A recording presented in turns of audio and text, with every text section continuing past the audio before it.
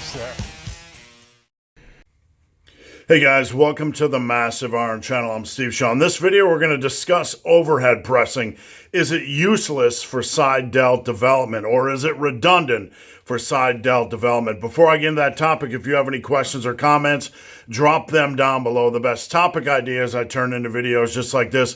If you need coaching, check out the link down below. I'm not a check-in once a week guy. I'm with you every single day. Coaching is what I do for a living.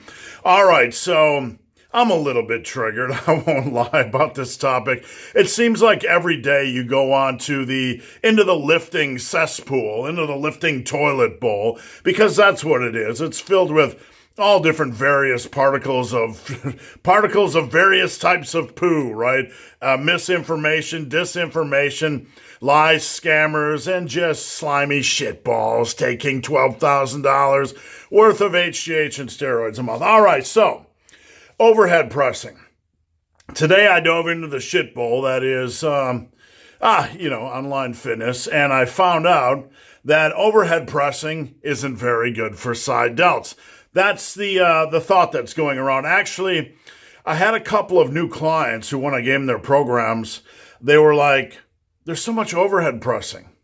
Where's my side delt work?" I'm like, these guys mean well. They're pulling information off the worldwide interwebs, this box called YouTube, right?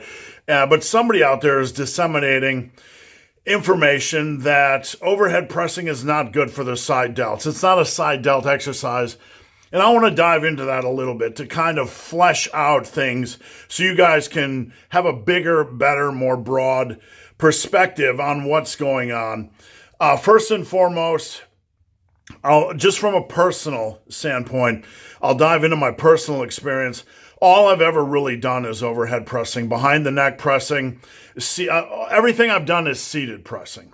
More stability. You're going to find, this is personal preference, but I believe you're going to find more stability with seated pressing. It's going to be easier on your lower back. You set the angle of the bench to about 70 degrees, and generally, what I find and what others are kind of parroting, and I'm parroting right behind them because I believe it to be true, is that you're going to be about 10% stronger on seated presses. So over the course of my life, my training career, my 38 plus years, seated, barbell, and dumbbell have been 90% of my work. And I will tell you, my side delts are one of my strongest body parts, and I didn't come from the womb with awesome genetics.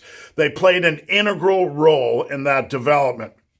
So I'm going to dive into some points that are discussed in this conversation. Basically, the conversation is super reductionist, saying that overhead pressing work is mainly a front delt exercise. Okay. Of course, they work the front delts, okay? That doesn't mean they aren't wildly effective for side delts.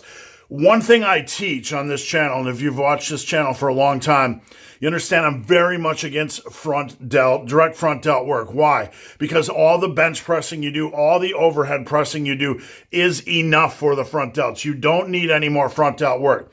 So, yes, overhead pressing works the front delt. That doesn't mean it doesn't work the side delt. In fact, it works the side delt extremely effectively. Now, if you took out overhead pressing, it would leave you with just a trivial amount of kind of borderline exercises for your side delts. Maybe upright rows, maybe side laterals. These are fine exercises, but it's going to be like completely neutering your side delt or your delt program if you take out overhead presses. You're just deballing it and leaving it with mildly impactful exercises. So, of course, overhead pressing works your front delts. That doesn't mean we can't use the bad logic that just because it works your front delts doesn't mean it doesn't work your side delts effectively. That's shitty logic. All right.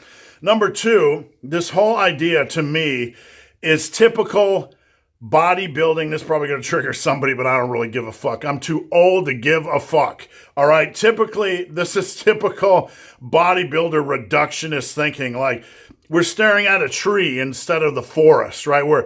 we're staring at one little thing. Well, there's a tree. Look, that proves, that shows. Nah, it's just typical bodybuilding reductionist thinking. We stare at trees and miss the big picture. Once again, we're really good at that as a lifting community. All right, I shared my personal experience, but I want to share my personal philosophy. Use the shotgun approach when it comes to training. Stop fucking overthinking everything. Like, stop trying to cram everything into a body part box. Yes, I like body part splits, but I use a shotgun approach. What does that mean? Well, I try to get in all the major movement patterns and hit them hard with a variety of exercises. What are the major movement patterns? Horizontal press, horizontal pull or row. Vertical press, vertical pull or row. Hip hinge, squat, that sort of thing. We try to get in all the different movement patterns using a good quality variety of exercises. For shoulders, for example, a barbell overhead, a dumbbell overhead, maybe a machine overhead, a lateral, a bulldozer lateral. What am I trying to say? An upright row. Whatever it is, a high pull, whatever it is you want to use. We're going to use a machine gun, or we're going to use a shotgun blast, not a machine gun. We're not getting that potent, right?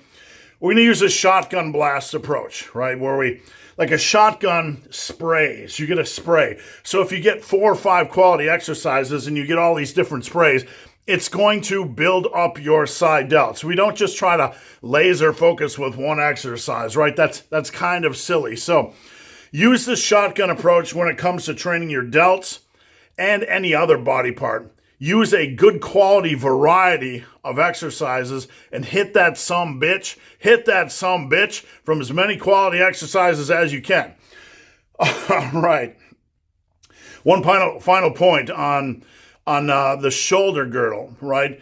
If you don't do overhead pressing, you don't have a lot of good quality shoulder girdle balance. What I mean is, if you do a lot of horizontal pressing and you don't do a lot of vertical pressing, you're going to develop more of an imbalance in your shoulder girdle that is going to be a little bit more horizontal press focused, right? So just from an overall shoulder girdle health standpoint, it's good to balance out everything. So bottom line, overhead pressing.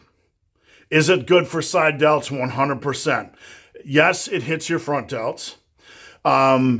Yes, it's going to provide you with front delt size, but you need these in your program. The downsides to taking these out and thinking you only need side delt exercises like laterals, etc., the downside is substantial. You're removing integral pieces of the puzzle from your strength profile, from your muscle building profile, and you're reducing integral pieces of the puzzle that help create shoulder girdle balance. So train the living fuck out of your overhead presses, dumbbell variations, barbell variations, machine variations. Get in there, get dirty, gird up those big juicy testicles, and just attack. And ignore the bodybuilding reductionist, limited, there's a tree, I can't see the forest thinking.